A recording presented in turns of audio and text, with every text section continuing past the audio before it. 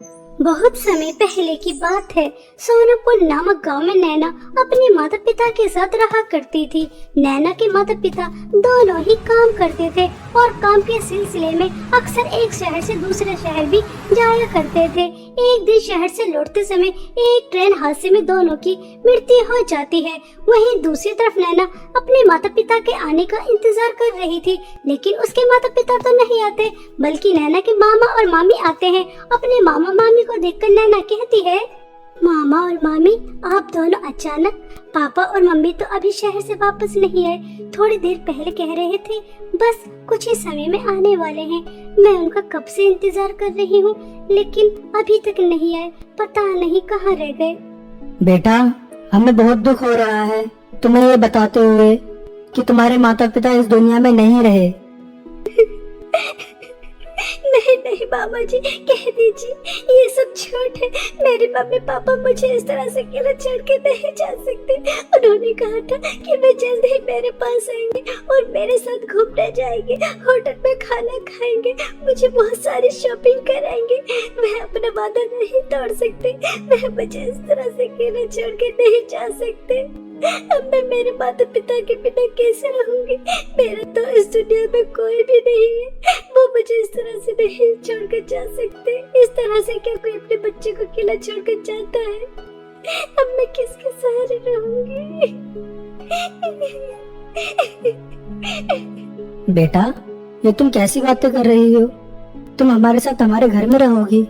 मामा के इतना कहते ही मामी जमुना आग बबूला हो जाती हैं और वह अपने पति से कहती हैं, अच्छा, तो अपनी बहन की मृत्यु के बारे में सुनते ही तुरंत दौड़े दौड़े यहाँ पर इसलिए आए थे ताकि आप इस अनाथ और मनुष्य काली कलूटी बदसूरत लड़की को हमारे घर लेके जा सको। देखो जी, मेरे पहले ही 2 बच्चे हैं, उनका पालन पोषण करना मेरे लिए कितना मुश्किल हो जाता है। अब हमें इस अनाथ का भी पालन पोषण करना होगा। देखो, ये काली कलूटी हमारी बला से कहीं भी रहे, इतने सारे अनाथ आश्रम है, वहाँ जाकर रह लेगी। मैं अपने साथ इसे नहीं लेकर जाऊंगी। अपने रंग रूप में मेरे बच्चों को भी ऐसे ही कर देगी।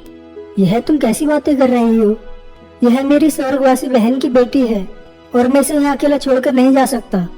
जमुना अपने पति के सामने कुछ नहीं कर पाती और बेचारी नैना अपने मामा मामी के साथ उनके घर चली जाती है। नैना को देखते ही जमुना की बेटी दीप्ति और बेटा कृष्णा बहुत हंसते हैं। मम्मी, आप किस काली कलूटी बंदरिया को अपने साथ उठा कर लेकर आ गई? मुझे तो इसे देखकर बहुत हंसी आ रही है। देखो तो कितनी काली है बेचारी, अपने ऊपर कितना ज्यादा मेकअप लगाती होगी, तब भी ऐसी की ऐसी लगती होगी, बदसूरत की बदसूरत। कृष्णा, क्या तुम्हें हंसी नहीं आ रही? मुझे तो बहुत आ रही है। दीप्ति दीदी, मुझे भी बहुत हंसी आ रही है। मम्मी, आप बता नहीं रही कि काली कलूटी बंदरी आपके साथ कौन है? अभी तक आपने इसका हमसे परिचय नहीं कराया। बताइए तो, इसे आप कौन से कोयले की खान से उठा के लेकर आई है? कुछ नहीं बेटा, अब ये काली कलूटी हमारे साथ इसी घर में रहेगी और ये तुम्हारे पापा के स्वर्गवासी बहन की बेटी है। और तो सुन मनहूस, ये मत समझ लेना कि मैं तुझे अपने साथ अपने घर में लेकर आ गई हूँ तो तुझे मुफ्त में रोटी तोड़ने दूंगी, यहाँ रहने दूंगी। आज से और अभी से घर का सारा काम तू ही करेगी। किचन से लेकर झाड़ू पोछा करने तक, बर्तन साफ करने से कपड़े धोने तक सभी काम तुझे करना है, अगर रहना है तो, वरना मेरी बला से कहीं भी जाकर रह ले, मुझे कोई फर्क नहीं पड़ता। पता नहीं काली कलूटी मनहूस कहाँ से गले पड़ गई। इसके माता पिता को भी अभी मरना था। बेचारी नैना की मजबूरी थी, वह यहाँ से और कहाँ जाती, इसलिए उसे मजबूरी में अपनी मामी की सारी शर्तें माननी पड़ती हैं और वह घर का सारा काम करना शुरू कर देती है। खाना बनाने से कपड़े धोने तक, स्त्री से लेकर घर की सफाई तक, और उसके बाद घर का सारा काम करती है। सुबह से लेकर शाम तक गधों की तरह काम करने के बाद वह सबके साथ डाइनिंग टेबल पर खाना खाने के लिए जैसे ही बैठती है तो जमुना कहती है, ओ हेलो, क्या तो काली कलूटी हमारे साथ इस घर की नौकरानी डाइनिंग टेबल पर बैठकर खाना खाएगी? तेरी औकात है? चुपचाप पहले हम सबको खाना खाने दे, उसके बाद अगर हमारे आगे का बचेगा तो उसे बाहर जो टूटा फूटा कमरा पड़ा है वहाँ ले जाकर खा लेना और वहीं पर सो जाना है। इस घर में सिर्फ तो काम करने के लिए है, इससे ज्यादा तेरी औकात नहीं। इनकी वजह से चुप हो, वरना कब का तुझे धक्का मार के निकाल देती मनहूस। अरे भाग्यवान, इस बेचारे के ऊपर इतना तो अत्याचार मत करो। सुबह से कितना काम कर रही है, अब सुकून से खाना तो खाने दो। मम्मी देखिए पापा किस तरह से इस काली कलूटी नौकरानी की साइड ले रही हैं। आपको इस काली कलौटी पर बहुत प्यार आ रहा है तो ऐसा करती हूँ, मैं अपने दोनों बच्चों को लेकर मायके चली जाती हूँ और आप रहना अपनी स्वर्गवासी बहन की बेटी के साथ यहाँ पर ऐशो आराम से। मैं अब से पहले ही कह दिया था कि अगर ये मेरे साथ मेरे घर में रहेगी तो जैसा मैं रखूंगी वैसे ही रहना पड़ेगा। अब आप ही डिसाइड कर लीजिए कि आपको अपने परिवार के साथ रहना है या फिर इस काली कलौटी मनहूस के साथ। मामी जी, आप लड़ाई मत कीजिए, आपका तो मेरे ऊपर बहुत बड़ा एहसान है कि आपने मुझे अपने घर में रहने के लिए जगह दी, वरना अकेली अब तक तो पता नहीं मेरा क्या हाल हो जाता। आप खाना खा लीजिए, मैं आपके आगे का बचा कुचा खाना खा लूंगी, आप चिंता ना करो, आप जैसा कहेंगी मैं वैसा ही करूंगी। ऐसा कहकर नैना अपने आंखों में आंसू लेकर वहाँ से चली जाती है। बेचारे मामा भी कुछ नहीं कर पाते। ऐसे ही समय बीत रहा था। नैना घर का सारा काम करती और समय समय पर जमुना बेचारी नैना की बहुत पिटाई भी करती रहती और दीप्ति और कृष्णा भी नैना का बहुत मजाक उड़ाते, उसे काली कलूटी, बंदरिया, पता नहीं किस किस नाम से पुकारते। नैना यह सब पीड़ा सह रही थी सिर्फ इसलिए कि अब उसका इस दुनिया में कोई नहीं था। ऐसे ही समय बीत रहा था। एक दिन दीप्ति अपनी माँ से कहती है, मम्मी शाम को मेरे जन्मदिन की पार्टी है और जब सब इस काली कलूटी को देखेंगे तो पूछेंगे कि ये कौन है, ये कौन है, तो हमारी कितनी इंसल्ट होगी। आप कुछ भी कीजिए, शाम को पार्टी में ये नहीं दिखनी चाहिए। दीप्ति और जमुना आपस में बातें कर ही रही थी, तभी वहाँ पर नैना चाय लेकर आती है और चाय नैना के हाथ से जमुना के हाथ पर गिर जाती है। तभी वह नैना की बहुत ज्यादा पिटाई करती है। जब उसका पिटाई करके पेट भर जाता है तो वह नैना से कहती है, मनहूस काली कलूटी बदसूरत, तुझे दिखाई नहीं देता? अगर तेरा रंग काला है क्या तुझे पूरी दुनिया भी काली नजर आती है? तुझे सब जगह अंधेरा ही नजर आता है, देख कर नहीं चला जाता? मेरा सारा हाथ जला दिया, मनहूस। सॉरी मामी जी, गलती हो गई, आगे से ध्यान रखूंगी। मामी जी, मुझे आपसे कहना था कि आज दीप्ति दीदी का जन्मदिन है ना, तो मेरे पास कोई भी अच्छे कपड़े पहनने के लिए नहीं है। अगर आप मुझे दीप्ति दीदी की कोई पुरानी फ्रॉक दे दे तो मैं उसे ही पहनकर पार्टी में आ जाऊंगी। पहली बात तो यह है कि मैं तुझे अपनी बेटी की कोई फ्रॉक नहीं देने वाली, और दूसरी बात तो मेरी बेटी की जन्मदिन पार्टी में नहीं आएगी। वहाँ पर इतने बड़े बड़े लोग आएंगे, जब वह तो जैसी काली कलूटी बदसूरत को देखेंगे और उन्हें पता चलेगा कि तू मेरी रिश्तेदार है तो मेरी कितनी इंसल्ट होगी। मेरी सोसाइटी में बहुत इज्जत है, इसलिए आज रात तू यहाँ नहीं रहेगी, अपना बंदोबस्त कहीं और कर लेना, कल सुबह आ जाना। ठीक है मामी जी, मगर मैंने सुबह से कुछ नहीं खाया, बस काम ही करे जा रही थी। अब आप मुझे मेरे हिस्से का खाना दे दीजिए। आज मैं पूरी रात सड़क पर ही काट लूंगी, सुबह वापस आ जाऊंगी जब पार्टी खत्म हो जाएगी और सब मेहमान चले जाएंगे। मम्मी, ये मनहूस काली कलूटी जब देखो भिखारियों की तरह मांगती रहती है। आज तो पार्टी है, सब कुछ बाहर से ही आएगा, घर में कुछ बना भी नहीं है। अब आप इस मनहूस को क्या देने वाली हैं? मैं तो कहती हूँ कल की जो भी सूखी रोटी पड़ी है उसे ही देकर भगा दीजिए, इससे पहले कि पिताजी घर पर वापस आ जाए, क्योंकि ये तो उनकी लाडली है ना, वह रोक लेंगे इसे। जमुना अपनी बेटी की बात मान लेती है और कल की बची कुची रोटी नैना को दे देती है और उसे अपने घर से निकाल देती है। बेचारी नैना वह रोटी लेकर निकल जाती है। तभी रास्ते में उसे फटे पुराने कपड़ों में एक बूढ़ी औरत पेड़ के नीचे बैठी मिलती है। तभी नैना उनसे पूछती है, क्या हुआ अम्मा जी, आप क्यों रो रही हो?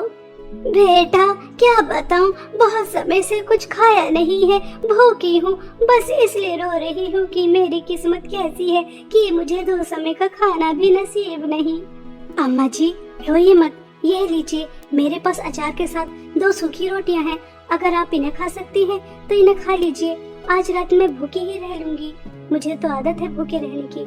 बेटा तुम कितनी अच्छी हो, कितनी दयालु हो, तुम अपने से पहले दूसरों के बारे में सोचती हो। तुम्हारा दिल तो बिल्कुल शीशे की तरह साफ है, बिल्कुल सुंदर है, हमेशा खुश रहो। मगर बेटा तुम उदास क्यों नजर आ रही हो? अम्मा जी मेरी बहुत दुख भरी कहानी है। आपको पता है मेरे रंग रूप की वजह से बचपन से सब मेरा बहुत मजाक उड़ाते थे, लेकिन जब मेरे माता पिता से जिंदा थे तो वह मेरा आत्मविश्वास गिरने नहीं देते थे। कहते थे रंग रूप से कुछ नहीं होता बेटा, इंसान की सुंदरता रंग रूप से नहीं दिल से होती है, और मेरी बेटी का दिल तो बहुत सुंदर है जो हमेशा सबकी मदद करती है। इस तरह वह मेरा आत्मविश्वास बढ़ाते थे। लेकिन उनके जाने के बाद मेरी जिंदगी में कठिनाइयां ही कठिनाइयां हैं। मेरी माँ भी मेरे ऊपर बहुत ज़बरदस्त अत्याचार करती है। आज तो उन्होंने हद ही पार कर दी, मेरे रंग रूप की वजह से अपनी बेटी की जन्मदिन पार्टी से भगा दिया ताकि किसी को पता न चले कि काली कलूटी उनकी रिश्तेदार है। अब आप ही बताइए कि मेरी जिंदगी में कहाँ सुख है। अगर मैं उदास ना हूँ तो क्यों ना हूँ। बेटा, मैं तो बस तुम्हारी परीक्षा ले रही थी। मैं तो एक जादुई बुढ़िया हूँ और तुम अपनी परीक्षा में पास हो चुकी हो। तुमने अपने हिस्से का खाना मुझे दिया। आओ मैं तुम्हारी परेशानी दूर करती हूँ। जादुई सोने और चांदी के फ्रॉक के कुएं से तुम्हें जादुई सोने और चांदी के फ्रॉक देकर, जिससे तुम्हारी सब परेशानी मिनटों में दूर हो जाए। ऐसा कहकर वह बूढ़ी औरत नैना को अपने साथ एक कुएं के पास ले जाती हैं और जादुई सोने और चांदी की फ्रॉक के कुएं से 2 जादुई सोने और चांदी की फ्रॉक निकालती हैं और उन्हें नैना को देकर कहती हैं, बेटा, यह जादुई सोने और चांदी की फ्रॉक के कुएं की फ्रॉक सिर्फ उन्हीं लोगों के काम आती है जो हमेशा दूसरों की मदद करते हैं, लालची नहीं होते। तुम भी इन दोनों जादुई सोने और चांदी की फ्रॉक से लालच मत करना। जिस दिन भी तुम लालच करोगी उस दिन यह जादुई सोने और चांदी की फ्रॉक गायब होने के साथ साथ तुम्हें बहुत बड़ी हानि भी पहुंचा सकती है। इसलिए ध्यान रहे कि लालच नहीं करना। अम्मा जी, मैं जादुई सोने और चांदी की फ्रॉक से कभी भी लालच नहीं करूंगी और इनकी धन दौलत से सभी गरीब, अनाथ, परेशान लोगों की भी मदद करूंगी। आप चिंता न करो। तभी वह बूढ़ी औरत जादुई सोने और चांदी के कुएं की फ्रॉक देकर वहां से गायब हो जाती है और नैना जादुई सोने और चांदी की फ्रॉक से कहती है, जादुई सोने की फ्रॉक तुम मुझे बहुत ज्यादा सुंदर बना दो ताकि कोई मेरे रंग रूप का मजाक ना उड़ा सके। और जादुई चांदी की फ्रॉक तुम मुझे एक महल जैसा घर दे दो जिसके अंदर किसी चीज की कोई कमी ना हो। सुंदर सुंदर ड्रेस, स्वादिष्ट स्वादिष्ट खाना, बहुत सारी धन दौलत, सब कुछ। नैना के इतना कहते ही जादुई सोने की फ्रॉक उसे बहुत ज्यादा सुंदर बना देती है। नैना खुद को इतना ज्यादा सुंदर देखकर बहुत खुश होती है। वहीं दूसरी तरफ जादुई चांदी की फ्रॉक उसे एक महल जैसा घर देती है जिसके अंदर किसी चीज की कोई कमी नहीं होती। उस घर के अंदर जाकर नैना स्वादिष्ट स्वादिष्ट खाना खाती है और एक हंसी खुशी जीवन बिताती है और अपने साथ साथ गाँव के सभी लोगों की भी बहुत मदद करती है। नैना का बहुत नाम होने लगा था। जब इस बात की खबर जमुना को लगती है तो वह आग बबूला हो जाती है। पता नहीं उस मनहूस के पास जादुई सोने और चांदी की फ्रॉक कहाँ से आई, जिनकी वजह से इतनी ज्यादा सुंदर हो गई और इतनी ज्यादा अमीर भी पूरे गांव को सोना और चांदी बरसा रही है। मेरे होते हुए वह मनहूस इतना ज्यादा नाम नहीं कमा सकती और मेरी बेटी से ज्यादा सुंदर नहीं हो सकती। वह जादुई सोने और चांदी की फ्रॉक मैं चुरा कर लेकर आ जाऊंगी, फिर देखती हूँ कैसे करती है लोगों की मदद।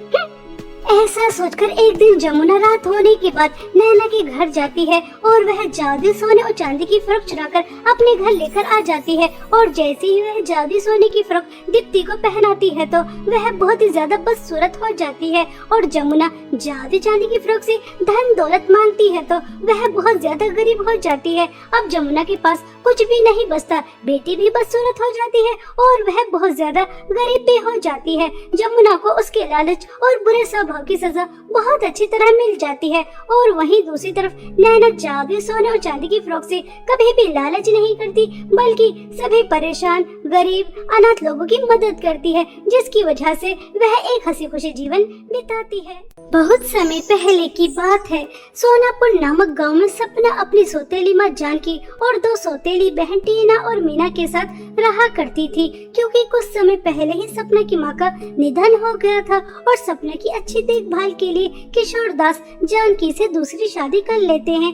लेकिन बेचारे किशोर दास को कहाँ पता था कि जानकी और उसकी दोनों बेटियां कितने बुरे स्वभाव की हैं। तीनों माँ बेटी मिलकर बेचारी सपना के ऊपर बहुत जुल्म और अत्याचार क्या करती थी और किशोर दास को कानों कान भनक भी नहीं लगने देती थी कि वह उसके साथ कैसा बर्ताव करती है, क्योंकि किशोर दास तो शहर में काम किया करता था और जब भी वह शहर से वापस आता तो तीनों माँ बेटी सपना के साथ ऐसा बर्ताव करती जैसे उनसे अच्छा इस दुनिया में कोई और है ही नहीं। ऐसे ही समय बीत रहा था। एक दिन किशोर दास शहर से वापस आता है और अपनी तीनों बेटियों के लिए सुंदर सुंदर लहंगे लेकर आता है। तभी जानकी कहती है, अरे ये लहंगे तो बहुत ही ज्यादा सुंदर है और सपना बिटिया का और भी ज्यादा सुंदर है। सपना बिटिया, तुम इस लहंगे में बहुत ज्यादा सुंदर लगोगी। सपना दीदी, मैंने आपके रूम की सफाई कर दी है। सपना दीदी, मैंने आपके सभी कपड़ों पर इस्त्री भी कर दी है और आपका मनपसंद पास्ता भी बना दिया है। जल्दी से खा लीजिए, अगर ठंडा हो जाएगा तो आप हमारी बहुत पिटाई करेंगी। सपना, तुमने अपनी दोनों बहनों को अपनी नौकरानी बना कर रखा है। ये अच्छी बात नहीं है। अरे अरे रहने दीजिए ना, आप सपना बिटिया को क्यों डांट रहे हैं? मैं तो इससे ऊंची आवाज में बात भी नहीं कर सकती और आप इसे डांट रहे हैं। अगर इससे गुस्सा आ गया तो, इसने हमें घर से बाहर निकाल दिया तो, इसने हमें घर में रहने की परमिशन दे दी, यही हमारे लिए बहुत बड़ी बात है। हम तो पूरी कोशिश करते हैं कि ये मुझे अपनी माँ और मेरी दोनों बेटियों को अपनी बहन मान ले, मगर ये मानती ही नहीं है। जाओ सपना बिटिया, तुम पास्ता खा लो। तीनों माँ बेटी की ये ड्रामे देखकर सपना बेचारी मन ही मन में बहुत रोती है और सोचती है, ये तीनों कितने ड्रामेबाज हैं। अगर इन्होंने मुझे धमकी नहीं दे रखी होती कि ये शहर में पिताजी को गुंडों से मरवा देंगी, तो मैं कब पिताजी को सारी हकीकत बता देती कि ये तीनों कितने दुष्ट और बुरे सौभाग्य हैं। पिताजी एक दिन के लिए आते हैं और उस दिन भी मुझे बुरा बना देते हैं। पिताजी को क्या पता कि इन्होंने मुझे नौकरानी बना कर रखा है, मुझसे सारा काम कराती है, मुझे मारती है, पीटती है। अफसोस कि मैं कुछ नहीं कह सकती। ऐसा सोचकर सपना आंखों में आंसू लेकर अपने रूम में चली जाती है और किशोर दास के शहर जाने के बाद टीना मीना सपना के पास आती हैं और उससे उसका लहंगा छीनकर उसको जोर से थप्पड़ मारकर कहती हैं, चल ना नौकरानी के बच्चे, ये लहंगा मुझे दे। अरे बड़ी लहंगा पहनने वाली, तुझे पता नहीं हमने तुझे इस घर की नौकरानी बना के रखा है और घर की नौकरानी मालकिन की तरह सुंदर सुंदर लहंगे नहीं पहनती, इसलिए चुपचाप किचन में जा और हम दोनों के लिए स्वादिष्ट स्वादिष्ट पकवान बना। सपना चुपचाप किचन में जाकर बहुत सारा स्वादिष्ट खाना बनाती है और वहीं दूसरी तरफ टीना और मीना आपस में बातें करती हैं। मीना, बहुत दिन हो गए इस बहन जी गवर्न नौकरानी को हमने सबक नहीं सिखाया, एक दो थप्पड़ मारकर कहाँ मजा आता है। इसके साथ चल मजे लेते हैं, आज मम्मी से इसकी अच्छी तरह पिटाई करवाते हैं, बहुत मजा आएगा। बहुत दिन हो गए इससे मजे नहीं लिए। हाँ टीना तो बिल्कुल सही कह रही है, और कुछ ऐसा करेंगे जिसकी वजह से मम्मी का पारा हाई हो जाए और गुस्से में आकर इसकी इतनी पिटाई करें कि बेचारी से चला भी ना जाए, बहुत मजा आएगा। चल चल। अरे हाँ याद आया, मम्मी को नेट वाला लहंगा बहुत ज्यादा पसंद है ना, अगर कोई उसे उनकी बिना इजाजत के हाथ भी लगा दे तो मम्मी कैसे आग बबूला हो जाती है। समझ रही है ना हमें क्या करना है? ऐसा सोचकर टीना और मीना अपनी माँ के रूम में जाती है, वहाँ से नेट वाला लहंगा निकालती है और उसे इस तरह से पूरी तरह से जला देती है और बहुत खुश होती हैं। अब आएगा मजा, अब देखते हैं कि माँ इसके साथ क्या करती है, कहीं माँ गुस्से में आकर इसे जान से ही न मार दे। इस तरह से दोनों बहनें बहुत खुश हो रही थी और वहीं दूसरी तरफ बेचारी सपना इस सबसे बेखबर कि अब उसके साथ क्या होने वाला है, वह अपना काम कर रही थी। पहले किचन में इतना सारा खाना बनाया, उसके बाद बहुत सारे कपड़े धोती है और पूरे घर की सफाई करती है, और जब जानकी अपने रूम में जाती है और अपना लहंगा जला हुआ देखती है तो वह गुस्से से लाल पीली हो जाती है और सपना को जोर जोर से आवाज लगाती है, मनहूस सपना कहाँ मर गई, जल्दी से मेरे पास आ, आज तो मैं तेरी खबर लेती हूँ, कहाँ मर गई, जल्दी से आती है या नहीं, या फिर तुझे वहीं आकर सबक सिखाऊं। सपना सपना मर गई क्या, आवाज नहीं आ रही, कब से तुझे बुला रही हूँ। क्या हुआ माँ, आप इतनी तेज आवाज क्यों लगा रही हैं? मैं छत पर कपड़े सुखा रही थी इसलिए आवाज नहीं गई, क्या मुझसे कोई गलती हुई है? सपना के इतना कहते ही तभी जानकी प्रेस उठाती है और गर्मा गर्म प्रेस सपना के हाथ पर लगा देती है और उसका जला हाथ मोड़कर कहती है, मनहूस मेरा फेवरेट इतना महंगा और सुंदर लहंगा जलाकर कह रही है क्या माँ मुझसे कोई गलती हो गई? तूने तो इतनी बड़ी गलती की है, अगर मैं तुझे जान से भी मार दूं तो मेरा गुस्सा शांत नहीं होगा। अब मुझे सच सच बता कि तूने मेरा लहंगा क्यों जलाया?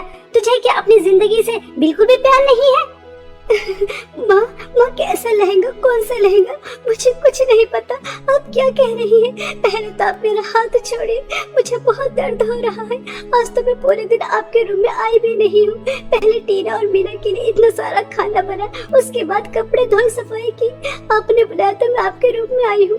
माँ मुझे कुछ नहीं पता, मेरा हाथ छोड़िए, मुझे बहुत दर्द हो रहा है। माँ मेरा हाथ छोड़िए, मुझे बहुत दर्द हो रहा है। जानकी बहुत गुस्से में वहाँ से चली जाती है। टीना मीना को हंसता हुआ देखकर सपना सब समझ जाती है कि यह सब कुछ उन दोनों ने ही किया है। तभी वह उनके पास जाती है और उनसे कहती है, टीना और मीना आखिर तुम्हें क्या मिलता है मुझे इतना पिटवा कर? मैं तो तुम्हारी हर बात मानती हूँ, अच्छी भी बुरी भी, तुम ऐसा नहीं करना चाहिए था। मैं जैसे भी हूँ सौतेली हूँ, तुम्हारी बहन हूँ।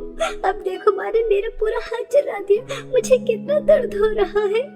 पहली बात तो हम तुझे अपनी बहन नहीं मानते और तुझे परेशान करने में और तेरी पिटाई करवाने में हमें बहुत मजा आता है। ये मजे हमें कहाँ मिलेंगे? मीना, मैं सही कह रही हूँ ना? और हाँ, मम्मी कह रही थी घर का राशन खत्म हो रहा है, इसलिए वह तुझे लेकर आना होगा। यह ले लिस्ट और जल्दी से लेकर आ, अगर माँ से दोबारा पिटाई ना खानी हो तो। सपना चुपचाप सामान की लिस्ट लेती है और बाजार के लिए निकल जाती है, क्योंकि वह अपनी सौतेली माँ से दोबारा पिटना नहीं चाहती थी। उसके हाथ में बहुत दर्द हो रहा था और वह बाजार की तरफ रोती हुई जा रही थी और अपने माता पिता को भी बहुत याद करती है। माँ, आप मुझे इतनी जल्दी अकेला छोड़कर क्यों चली गई? देखो तो मेरी सौतेली माँ और सौतेली बहन मेरे ऊपर कितना जुल्म और अत्याचार करती है। पहले तो वो मुझे सिर्फ खाना नहीं देती थी, रूखा सूखा देती थी, फटे पुराने कपड़े देती थी, लेकिन अब तो उन्होंने हद ही पार कर दी, मेरा पूरा हाथ जला दिया और उसके बाद मुझसे काम भी करा रही है। मुझे बहुत दर्द हो रहा है और पिताजी तो शहर में रहते हैं, उन्हें पता ही नहीं है कि मेरे ऊपर क्या बीत रही है। उन्हें तो ऐसा लगता है कि मेरी सौतेली माँ और सौतेली बहन मुझसे कितना प्यार करती है, बल्कि मैं गलत हूँ। मैं तो उन्हें सच भी नहीं बता सकती। मैं क्या करूँ? आगे कुआं पीछे खाए, कहाँ जाऊँ? कुछ भी समझ में नहीं आ रहा। इस तरह से सपना बहुत रो रही थी, तभी उसे आवाज आती है। अरे, कोई है क्या? कोई हमारी आवाज सुन सकता है? कृपया करके हमें इस कुएं से बाहर निकालो। क्या कोई है जो हमारी आवाज सुन सकता है? हमें इस कुएं से बाहर निकालो। सपना को यह आवाज आ रही थी और वह तुरंत कुएं के पास जाती है तो उसे 2 सोने और चांदी के लहंगे नजर आते हैं, लेकिन वह सोचती है आवाज तो इस कुएं के अंदर से ही आ रही है, लेकिन इसके अंदर तो कोई इंसान नजर नहीं आ रहा, बस सोने और चांदी जैसे लहंगे नजर आ रहे हैं। चलो इन्हें बाहर निकाल लेती हूँ, उसके बाद क्या पता इसके अंदर कोई इंसान हो जो आवाज लगा रहा हो। ऐसा सोचकर सपना उस कुएं के अंदर से वह सोने और चांदी के लहंगे बाहर निकाल लेती है। तभी चांदी के लहंगे से आवाज आती है, सुनो लड़की, तुम तो हमारे लिए मसीहा बनकर आई हो। हम यहाँ 10 साल से इस कुएं के अंदर कैद हैं, लेकिन किसी ने आज तक हमारी आवाज नहीं सुनी। हम परी लोग की रानी परी की दोनों बेटियां हैं, सोनिया और चांदनी। हम अपने असली रूप में तभी आ पाएंगे जब तुम उस दुष्ट जादूगरनी के पास से पीला और सफेद फूल लेकर आओगे। क्या तुम हमारे लिए इतना कर सकती हो? इस काली पहाड़ी के पास उसी गुफा में वह चुड़ैल रहती है। बताओ, क्या तुम हमारी मदद करोगी? हाँ, मैं तुम्हारी मदद जरूर करूंगी, क्योंकि मेरी माँ मुझसे कहती थी कि कभी भी मुसीबत में आए लोगों को अकेला छोड़कर नहीं जाना चाहिए, उनकी मदद करनी चाहिए, चाहे उसके लिए आपको कितनी भी कठिन परीक्षा से क्यों ना गुजरना पड़ जाए। इसलिए मैं आपकी मदद जरूर करूंगी। ऐसा कहकर सपना काली पहाड़ी के पीछे जो जादूगरनी रहती थी वहां पहुंच जाती है। वह जादूगरनी तपस्या कर रही थी, तभी वह गुफा के अंदर जाती है और पीछे से जादूगरनी के ऊपर हमला कर देती है और उसे बांध देती है और वहां से पीले और सफेद फूल उठाती है और गुफा से बाहर निकलने लगती है। तभी वह जादूगरनी कहती है, सुन लड़की, तू उन दोनों परियों की मदद नहीं कर सकती। मेरी सदियों की मेहनत है, मैंने उन्हें बहुत मुश्किल से जादुई सोने और चांदी के लहंगे बनाकर उस कुएं में फेंका था। अब समय करीब आ रहा था, इस अमावस की रात में उन दोनों लहंगों को जला देती और इस दुनिया की सबसे ताकतवर जादूगरनी बन जाती। यह तू उसे पीले और सफेद फूल ले जाकर मत दे, इसके बदले में तुझे बहुत सारी धन दौलत देने के लिए तैयार हूँ। सोना, हीरे, जवाहरात, मोती जो चाहे वह ले ले, लेकिन ये फूल मुझे दे दे, उन्हें ले जाकर मत दे। दुष्ट जादूगरनी, तू मुझे धन दौलत का लालच देकर फंसा नहीं सकती, क्योंकि मुझे अच्छी तरह से पता है लालच बुरी बला होती है और मुझे परियों ने सब बता दिया है कि जैसे ही वे अपने असली रूप में आ जाएंगी तो तू जल भुनकर राख हो जाएगी और मेरी वजह से किसी बुराई का अंत हो जाए, मेरे लिए इससे अच्छी बात कोई और हो ही नहीं सकती। इस तरह सपना धन दौलत का लालच नहीं करती और वह पीले और सफेद फूल ले जाकर दोनों लहंगों को दे देती है। जैसे ही वह दोनों लहंगे फूलों की खुशबू सूंघते हैं तो दोनों परी के रूप में आ जाती हैं और सपना से कहती हैं, हमें आजाद कराने के लिए तुम्हारा बहुत बहुत धन्यवाद। तुमने हमें कुएं के सोने और चांदी के लहंगे से दोबारा से परी बनाया है। ये एहसान हम तुम्हारा जिंदगी भर नहीं भूलेंगे। तुम बहुत अच्छी हो और लालची तो बिल्कुल भी नहीं हो। तुमने लालच नहीं किया, इसलिए हम अपने असली रूप में आ गए। इसलिए हम दोनों तुम्हें गिफ्ट देना चाहते हैं। हम तुम्हें कुएं के जादुई सोना चांदी के 2 लहंगे देते हैं, जिसकी मदद से अब तुम्हारी जिंदगी में कोई परेशानी नहीं आएगी। ऐसा कहकर परी कुएं के पास जाती है और वहाँ अपनी जादुई छड़ी घुमाती है। तभी कुएं के अंदर से दो जादुई सोने और चांदी के लहंगे बाहर निकल कर आते हैं और वह सपना को दे देती हैं। सपना वह जादुई सोने और चांदी के लहंगे लेकर घर चली जाती है और उन्हें छुपा कर रख देती है। अब उसकी सौतेली माँ और सौतेली बहनें उससे जो भी काम करने के लिए कहती तो जादुई सोने का लहंगा उस काम को तुरंत कर देता और सपना को जब भी भूख लगती तो वह जादुई चांदी के लहंगे से स्वादिष्ट स्वादिष्ट खाना मांगती और खा लेती और अपनी सौतेली माँ और सौतेली बहन के अत्याचार से इसी तरह से बच रही थी और एक हंसी खुशी जीवन बिता रही थी। ऐसे ही समय बीत रहा था। एक दिन टीना और मीना अपनी माँ से कहती हैं, मम्मी आप इस नौकरानी से कितना ज्यादा काम कराती है और खाने के लिए भी 5 दिन में एक बार देती है, फिर भी हट्टी कट्टी काम करती रहती है। अगर आम इंसान हो तो वह तो एक दिन मर ही जाए इतना सारा काम करके, और ये तो ठीक ठाक स्वस्थ हंसी खुशी काम करती रहती है जैसे इसे कोई फर्क ही नहीं पड़ता। तीनों माँ बेटी के दिमाग के अंदर सपना को लेकर शक का कांटा गड़ जाता है और वह सपना के ऊपर नजर रखने लगती हैं। और एक दिन तीनों माँ बेटी को पता चल जाता है कि सपना के पास जादुई सोने और चांदी के लहंगे हैं। तभी जानकी सपना के पास जाती है और उसको जोर से थप्पड़ मारकर कहती है, क्यों री मनोज तेरे पास जादुई सोने और चांदी के लहंगे हैं और तूने हमें बताना जरूरी भी नहीं समझा। चल हट यहाँ से और ये लहंगे हमें दे, इससे हम बहुत सारी धन दौलत लेकर बहुत अमीर होना है, तेरी तरह मामूली घर का काम नहीं करवाना। टीना और मीना यह जादुई सोने और चांदी के लहंगे लेकर अपने रूम में चलो।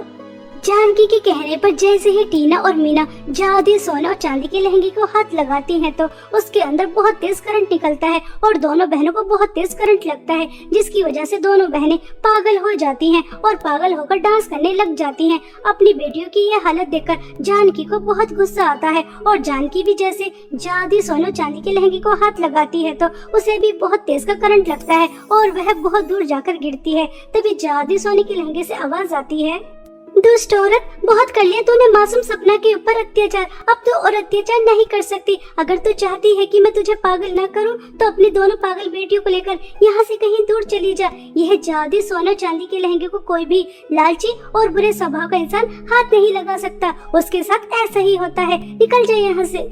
जादुई सोने और चांदी के लहंगे जानकी से ऐसा कह ही रहे थे। तभी वहाँ पर किशोर दास भी आ जाता है और उसे भी जानकी और उसकी दोनों बेटियों की सच्चाई पता चल जाती है और वह भी धक्के मारकर तीनों माँ बेटी को घर से बाहर निकाल देता है। जानकी अपनी दोनों पागल बेटियों को लेकर सड़क पर इधर उधर घूमती रहती है और सपना अपने पिता के साथ कुएं के जादुई सोने और चांदी के लहंगे के साथ एक हंसी खुशी जीवन बिताती है, क्योंकि अब उसकी जिंदगी में अत्याचार करने के लिए उसकी सौतेली माँ और सौतेली बहन नहीं थी।